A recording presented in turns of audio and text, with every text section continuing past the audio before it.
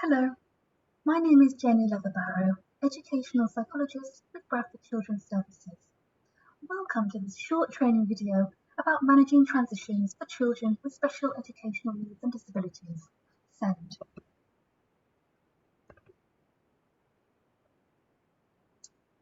The term transition can be used to describe any changes for children and young people.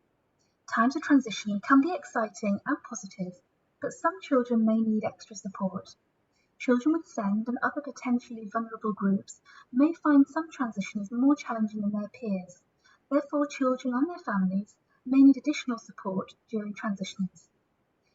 This training video particularly focuses on transition for children with SEND, moving into, between and out of educational settings.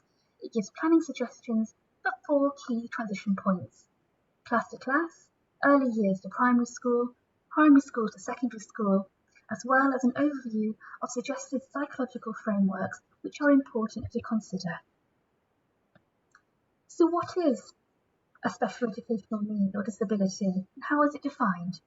Let's look at the definition provided by the SEND Code of Practice 2015. It tells us that a child or young person has SEND if they have a learning difficulty or disability which calls for special educational provision to be made for him or her. A child of compulsory school age or a young person has a learning difficulty or disability if he or she has a significantly greater difficulty in learning than the majority of others of the same age, or has a disability which prevents or hinders him or her from making use of facilities of a kind generally provided for others of the same age in mainstream schools or mainstream post-16 institutions. The Bradford Matrix of Need is an important document which outlines the shared expectations around meeting the needs of children with SEND and details individual learner characteristics which will help you to identify if a child has SEND. The Matrix of Need should be consulted when planning for children with SEND. Responsibility lies with everybody to work together with children and young people and their families in order to support and encourage preparing for adulthood principles: employment, independent living, community inclusion, and health right from the start. With the correct support, the vast majority of children and young people with SEND can find work, be supported to live independently, and participate in their community. Health workers, social workers, early years providers and schools should encourage these ambitions right from the start. They should seek to understand the aspirations of children and young people and use this as a strength, as a basis for planning support around them. Bradford's transition planning guidance sets out 3 principles that underpin all types of educational transition for children and young people with SEND, and they apply at any transition point. The first is person-centred planning. Effective transition relies on good planning and good communication. The best planning puts the child at the centre, supports the child to give their views and preferences, taking into account an individual's particular communication needs and, of course, their age. It supports the child to participate in the transition planning. It takes into account what matters to the child and their family. It builds on the interests, strengths and motivations, as well as addressing the needs of the child. It supports the child and their family to identify short and long-term outcomes and targets, and also identifies the people who can support them in achieving the above through a multi-agency approach. Also, a one-page profile is an example of good practice to have in place for all children with SEND. It can provide an introduction to teachers, supply staff, and new staff, and is a valuable tool to use and update throughout the transition process. The second principle is adopting and coordinating a multi-agency approach. This involves establishing good communication across relevant agencies involved by sharing information with all these relevant agencies working with the child and contacting all relevant services as early as possible to identify and plan for an individual's needs, for example, arranging specialist equipment, physical adaptations to the building, or communication requirements. The third principle of effective transition is working in partnership with parents and carers. This involves ensuring good communication and a consistent approach between home and the education setting by providing parent-friendly transition booklets, for example, and providing opportunities for parents and carers to express their concerns and give updates on relevant developments at home. In addition to the 3 principles I've just talked through, there are some additional principles and actions for the receiving setting to consider. The first is don't panic. Take a step back and look at the whole situation and think about the transition from the child and the family's perspective. Find out early about the additional needs of the children coming in to your setting or school so their needs can be anticipated and the necessary adaptations and reasonable adjustments can be made in order to meet that individual's particular needs. This can be achieved through a person-centred or solution-focused approach by getting to know the child or the children by talking with them and meeting their parents and carers and teachers and other key professionals, reading previous reports and existing plans used to meet that child's needs, and possibly observing them in their feeder setting if this is appropriate, perhaps for early years transitions. For primary to secondary school transitions, additional visits to the new school could be arranged. In addition, ensure that the setting is accessible as described by the Equality Act 2010. Ensure that both the physical environment and the curriculum are accessible, again by sharing information which is vital to achieve this. It's also important to identify whether there are any staff training needs to be arranged prior to the child's arrival, and it's essential to prepare all relevant staff in the educational setting to ensure they have a good understanding of the needs of the children who will be coming to them.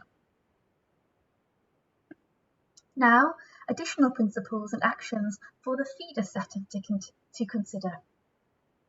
Preparing children for a transition should be a person-centred or solution-focused approach. A one-page profile can be used as a useful tool to develop throughout the transition process. Address concerns and build on aspirations and enthusiasm. Encourage visits to the next setting to get to know the physical environment, experience the curriculum, and meet staff and peers. Support them with appropriate tools, such as if the move is after the long summer holiday or another period out of school.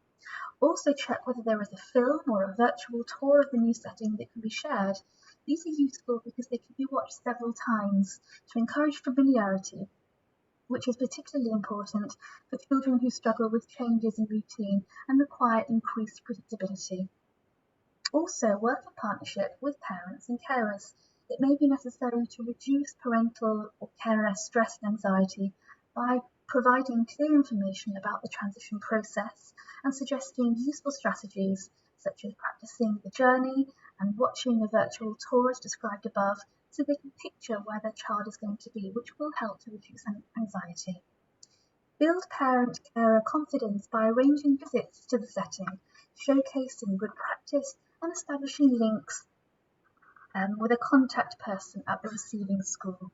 And support parents to devise questions for the receiving setting. In addition to working with parents and carers around transition, it is also important to work in partnership with other agencies that are supporting the child. Considering this, start planning for transition as early as possible, for example, working closely with relevant professionals to ensure specialist equipment will be available in the new setting from day one. It will also be necessary to use the assess, plan, do review cycles over time to ensure an individual's SEND support plan or EHCP includes outcomes and related provision which will develop their readiness for transition to the next setting.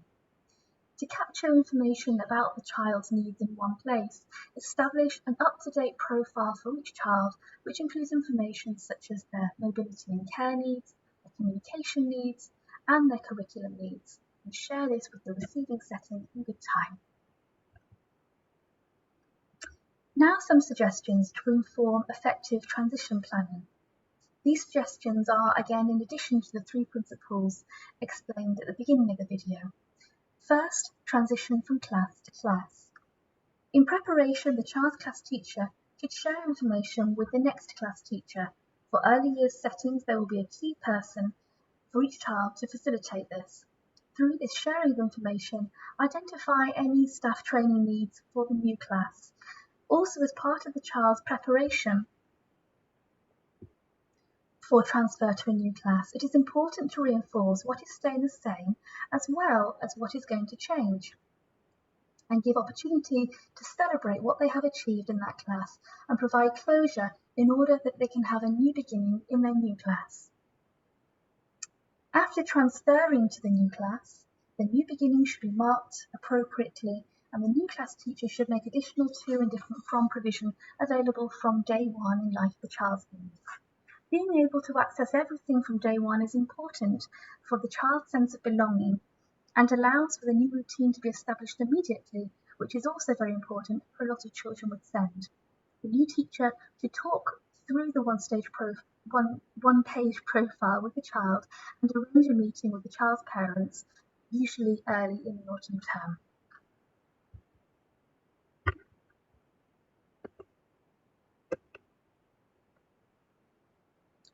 Next, let's consider suggestions for supporting transitions from early years to primary school.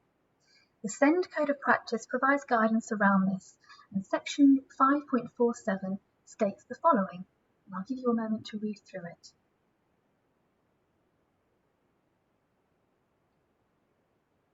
Relevant information and documents which should be shared are outlined in the key principles we discussed at the beginning, and should also include the Early Years Developmental Journal.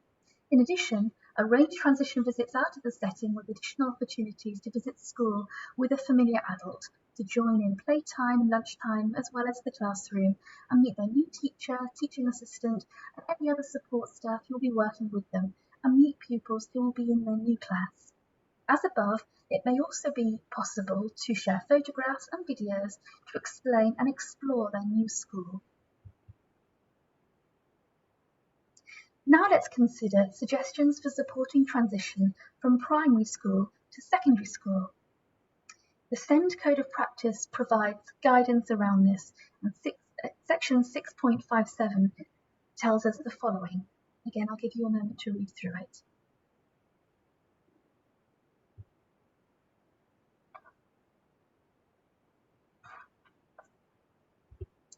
In addition to the original 3 principles, start thinking about transition to secondary school early, that is in year 4, and begin planning for transition in year 5, involving relevant agencies and specialists throughout the transition planning process.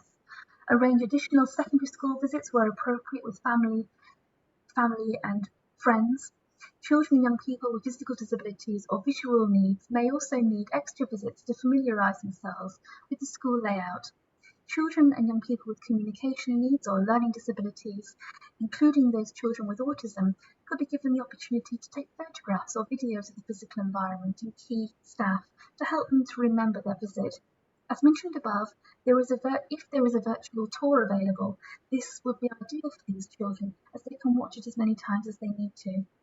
Support the child to develop an awareness of their needs and enable them to explain their needs to new adults, particularly using a child-friendly one-page profile and using visual cards and scripts.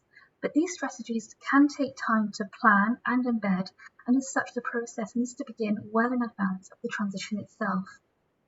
Finally, as with all transitions, ensure that the secondary school has copies of all relevant primary school documents and individual plans. The suggestions I have made are not all exhaustive of what can be considered during transitions for children with SEND, and the suggestions do overlap and are designed to support you to think about the sorts of things that you need to consider with reference to the context of your school and the needs of your children. A theme throughout this video has been that person-centred planning is always the best. So whatever the stage of transition, they are all huge milestones and mark the end of something, but always the beginning of something else. So let's consider some of the psychological theories underpinning the principles and suggestions that I've talked about. Maslow's hierarchy of needs identifies feeling safe and secure as one of our basic human needs. Any transition will often cause feelings of anxiety, and children may feel unsettled.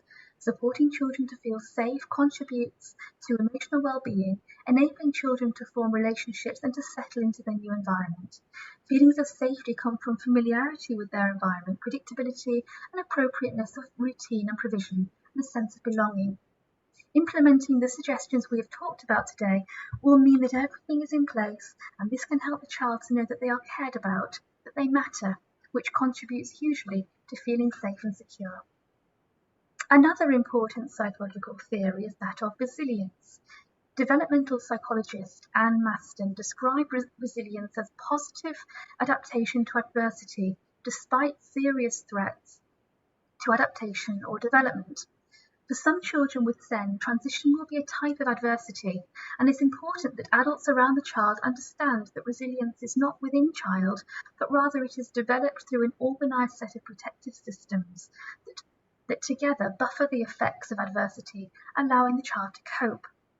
Putting in place the suggestions discussed in this training will facilitate some of these basic needs which need to be met to provide the conditions for resilience to be fostered. And these are things such as feeling safe, access and support, play and leisure, and being free from prejudice and discrimination. The last theory I want to draw your attention to is self-determination theory. According to this theory, people need competence, connection, and autonomy to achieve psychological growth. Some children may already possess these resources. However, for others, particularly children with SEND, they may require additional adult planning and support. Again, the principles and suggestions we've discussed in this video will support this when implemented within the context of the individual child. And finally, it is worth bearing in mind that a lot of the information discussed here is also applicable for transitions for all children, both those with and without SEND, as a transition is a time where all children will need adults to ensure good endings and new beginnings. I hope you found this video helpful. Thank you for watching.